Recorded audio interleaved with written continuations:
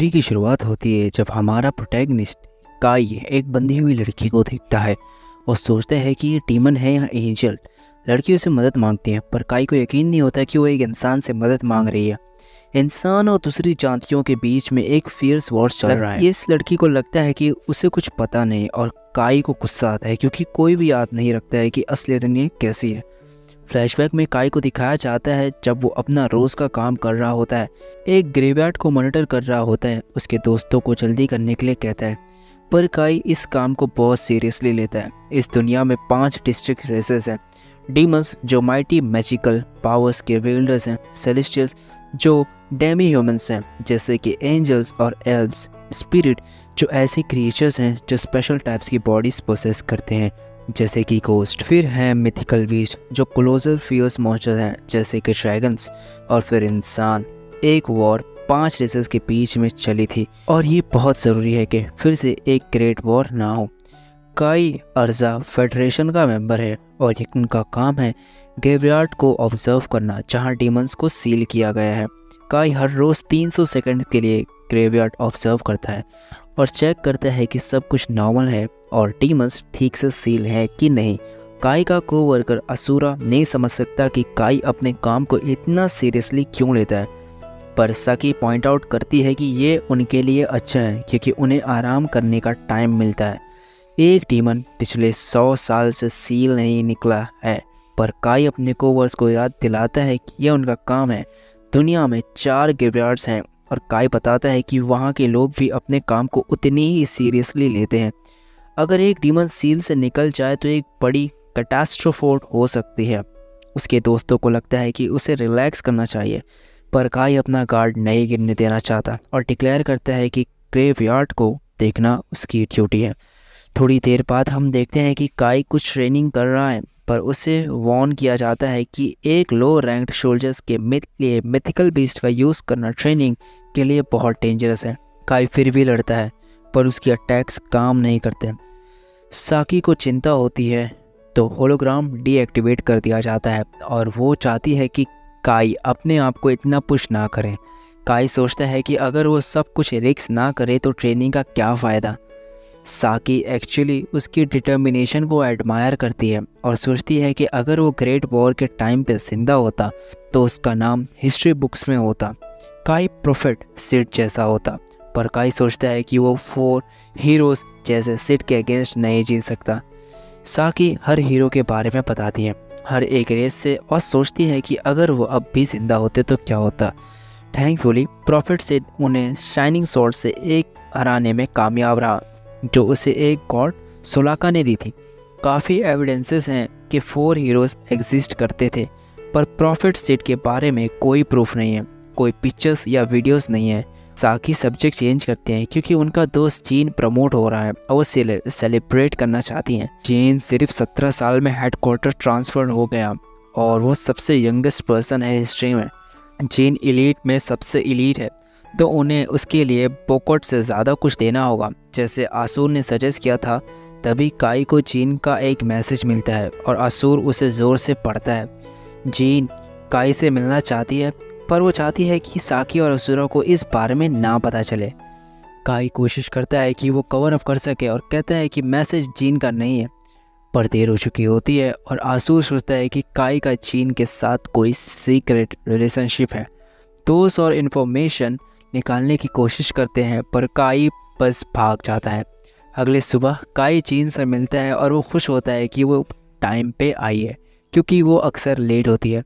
Gene पूछती है कि काई ने इतने फैंसी कपड़े क्यों पहने हैं जब वो ऑफ ड्यूटी है, तो काई एक्सप्लेन करता है कि वो अपने सुबह के सेल्फ ट्रेनिंग से आया है जो रोज़ करता है। जीन उसे शॉपिंग कराने ले जाती है और एक्सप्लेन करती है कि वो साकी और औरा के लिए गिफ्ट चुन रही है। उसे पता है कि वो उसके लिए कुछ प्लान कर रहे हैं तो रिटर्न में उन्हें कुछ देना चाहती है। जीन कहती है कि शायद वो कभी उसने दोबारा ना मिल सके, पर काई उसे यकीन दिलाता है कि वो 2 साल के बाद वापस कैडेट बनकर आएगी। जीन प्रेडिक्ट करती है कि तब तक वो मिलिट्री सर्विस ख़त्म करके सिविलियंस बन चुके होंगे, सिर्फ वो और काई ही मिलिट्री में रहेंगे।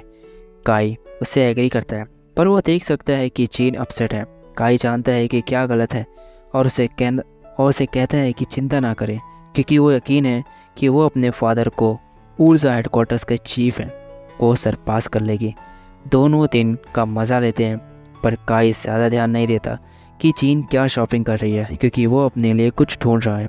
आखिर में जीन काई को थैंक यू बोलती है कि उसने उसकी मदद की अच्छे गिफ्ट्स चूज़ करने में। दोनों डिस्कस करते हैं कि कैसे जीन के फादर काई को इंस्पेक्ट कराने ले गए थे जब वो 10 साल का था। काई ग्रेवयार्ड में चला गया और जब वापस आया तो सबको पता है कि उसने सिड की तलवार देखी थी। काई को याद है कि ग्रेवयार्ड के अंदर क्या था और कैसे उसने लगभग शाइनिंग स्वॉर्ड को टच कर लिया था। इसी दिन से काई ने बात करना शुरू किया कि ये कितना इम्पोर्टेंट है कि डेमन्स ग्रेवयार्ड से ना भागें। जीन सोचते हैं कि वो फ्यूचर में कहाँ होंगे, पर काई पॉइंट आउट करता है कि वो बस 2 साल बाद वापस आएगी। वो जो कह रही थी वो नहीं था। जब वो बाद में बात कर रही थी कि जीन चाहती है कि उन्हें फ्यूचर के लिए एक प्रॉमिस करें, पर काई घबराने लगता है जब कुछ अजीब होने लगता है। जीन को समझ नहीं आता कि वो इतना अजीब क्यों बिहेव कर रहा है, तो काई सोचने लगता है कि क्या सिर्फ उसको ये सब दिख रहा है। जीन ऐसे बात करती रहती है जैसे कुछ हुआ ही नहीं, पर काई डर जाता है जब जीन एक ब्लैक होल में छुप जाती है। इतनी देर में एक रहस्यमयी आवाज़ अनाउंस करती है कि दुनिया की री इनकारनेशन एक्टिवेट हो गई है और अब वर्ल्ड के ओवरराइडिंग का वक्त है। कुछ ही पलों में काई वापस आता है, पर खुद को एक अंधेरी और तबाह हुई दुनिया में पाता है। वो डर जाता है जब एक बड़ा और भयंकर सा डीमन उसके सामने आता है। उस बीस्ट ने काई पर एक मैजिक अटैक किया और काई बस मुश्किल से बचा अपनी तलवार के कवर को शील्ड बनाकर। काई को यकीन नहीं होता कि उसके सामने एक असली डीमन खड़ा है और वो डीमन एक और पावरफुल अटैक के लिए प्रिपेयर करता है। काई जल्दी से अपनी तलवार उठाता है और उसमें कुछ बुलेट्स लोड करता है। उसका वेपन काफ़ी डाइवर्स है क्योंकि वो बुलेट फायर कर सकता है और उसने ड्रैगन का मैजिक कैंसिल कर दिया। ड्रैगन एक्चुअली बोल सकता है और वो शॉक हो जाता है काई की कैंसलेशन एबिलिटी से। काई एक्सप्लेन करता है कि उसने मॉडिफाइड एल्वन बुलेट्स यूज़ किए हैं जो एल्वन मैजिक से बनी है। डीमन बस अटैक करता रहता है, पर काई अपनी बेपनाह हिम्मत दिखाता है और डीमन के करीब पहुंच जाता है। काई की तलवार डीमन की स्किन को पेनिट्रेट नहीं कर पाती, पर वो शॉट फायर कर देता है पॉइंट ब्लैंक रंग से। थका हुआ काई एक्सप्लेन करता है कि उसने अभी जो बुलेट यूज़ की थी वो मॉडिफाइड ड्रैग बुलेट थी जो मिथिकल बीस्ट की ब्रीथ को रिप्रोड्यूस करती है। ये पहली बार था जब उसने यूज़ किया था, पर काई खुश है देखकर कि वो ट्रेनिंग के जैसे ही मूव कर सकता है। इस विक्ट्री से वो कॉन्फिडेंट हो जाता है कि वो रियल लाइफ डीमन से लड़ सकता है। फिर एक और डीमन आता है और कहता है कि कितना हसीन है कि एक इंसान सोचता है कि वो डीमंस को हरा सकता है। काई इम्प्रेस होता है डीमन के इंग्लिश बोलने से, पर डीमन एक्सप्लेन करता है कि सबसे इफ़ेक्टिव तरीका स्लेव को ऑर्डर्स देने का उसकी खुद की लैंग्वेज में होता है। काई नहीं सोच पाता कि इसके आगे क्या होगा। काई समझ में नहीं पाता कि डीमंस उसे स्लेव क्यों बोल रहा है, पर सोचने का वक्त नहीं है। डीमंस कहता है कि काई से खतरा महसूस होता है, तो वो उसे ख़त्म करने के लिए प्रिपेयर करता है। तभी कोई फ्लैशबैंग का यूज़ करके काई को बचा लेता है और वो लोग वहाँ से निकल जाते हैं।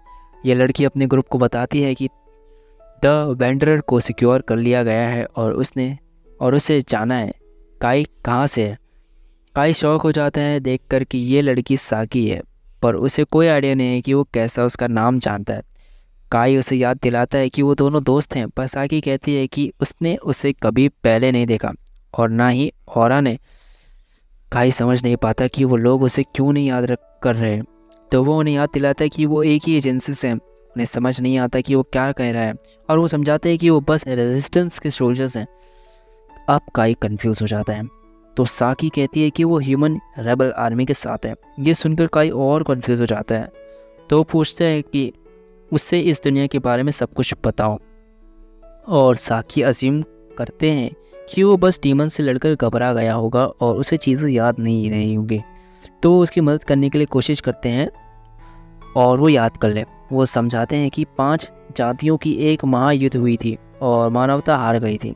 काई शॉक हो जाता है क्योंकि उसकी दुनिया में मानवता जीत गई थी, और बताता है कि वो युद्ध 30 साल पहले हार गए थे और दुनिया भर के शेर 4 दूसरी जातियों ने कब्जा कर लिया। गाइस, मैं बताना चाहता हूँ अभी बारिश हो रही है और मैं टेरेस पे वीडियो को रिकॉर्ड कर रहा हूँ। अगर बारिश की आपको ऑडियो आती है, वॉइस आती है, तो प्लीज़ आप इसे इग्नोर कीजिए। बाकी मैं अपना 100% ट्राई करूँगा इसको रिड्यूस करने का। अपने स्टोरी पे वापस आते हैं। ह्यूमंस बस मुश्किल से ज़िंदा रह पा रहे हैं और चुप कर भाग रहे हैं। वो 4 जातियों अब दुनिया पर राज कर रही हैं और टेरिटरी के लिए लड़ रही हैं। साकी और फिर काई को एक ह्यूमन शहर नियो वेसल से इंट्रोड्यूस करते हैं।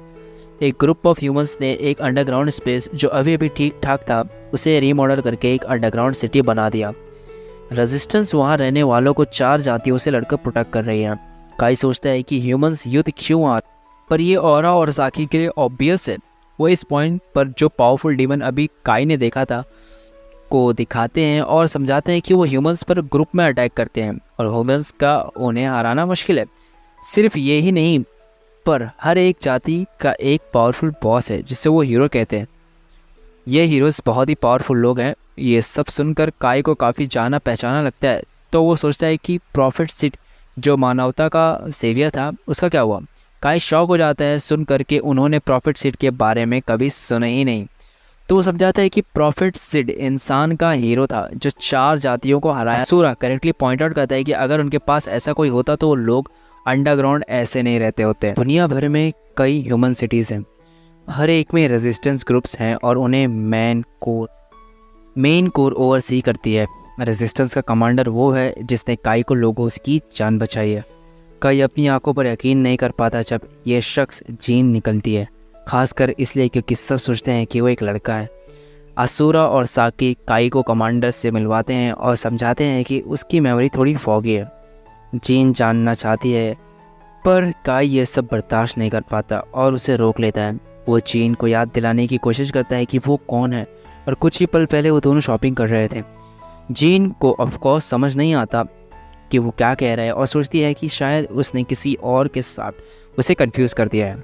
काई यकीन नहीं कर पाता कि वो वाकई ही उसे नहीं पहचानती, तो वो उसे पूछता है कि वो लड़का होने का नाटक क्यों कर रही है। जीन ये सुनकर शॉक हो जाती है और काई उसे याद दिलाता है कि उसने अपने पिता को अपनी बेटी के रूप में सरपास करने की कोशिश की थी।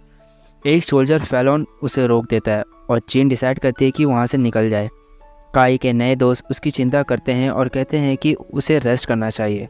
उस रात काई कुछ हिस्टोरिकल डॉक्यूमेंट्स देखता है और पता लगाता है कि सिर्फ उसके और प्रॉफिट सिड्स के रिकॉर्ड ही मिसिंग हैं। तभी काई को कुछ समझ आता है, अगर सिड कभी था ही नहीं और ह्यूमंस ग्रेट वॉर हार गए तो फिर 4 जातियों को सील करने वाले ग्रेवयार्ड्स अब भी क्यों एग्जिस्ट करते हैं।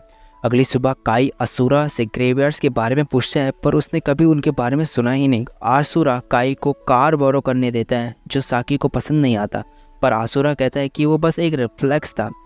काई ग्रेवयार्ड पहुंचता है और सोचता है कि ये पहली बार है जब वो अकेला जा रहा है। वो सरप्राइज होता है देखकर के ब्लॉकेड स्टोन हटा दिए गए हैं और वो अंदर चला जाता है। अंधेरा जल्दी ही रोशनी में बदल जाता है और काई अमेज हो जाता है जब वो शाइनिंग सॉर्ड्स को बस वहाँ बैठे देखता है। ये प्रूव करता है कि सीड के लेजेंड सच होंगे। काई सॉर्ड्स को मेंटल से निकालता है और एक जोर से आवाज़ काई को वर्ल्ड कोऑर्डिनेट की देती है और इसे कॉर्ड होल्डर बुलाती है। तभी एक बड़ा शाइनिंग डोर उसके सामने खुल जाता है और काई एक लड़की की मदद की आवाज़ सुनता है। काई शॉक होता है देख कर के वो अब ग्रेवयार्ड में नहीं है और वो कुछ बड़े सीढ़ी चढ़ता है। ऊपर पहुंचकर वो देखता है कि काई चेन से बंधी हुई एक लड़की को रोक कर रखी हुई है। उसके पंख ऐसे लगते हैं जैसे वो डीमंस और एंजल्स दोनों के हों और लड़की काई से विनती करती है कि उसे चेन से आज़ाद करे। गाइस, ये थी हमारी पार्ट 1। पार्ट 2 तब आएगी जब इस एनिमे का 2nd एपिसोड आ जाएगा। वीडियो आप लोगों को पसंद आई है तो प्लीज़ आप लोग इसको शेयर कीजिए, सब्सक्राइब कीजिए और बेल आइकन को ज़रूर से दबाइए। मिलते हैं नेक्स्ट वीडियो में, तब तक के लिए बाय बाय।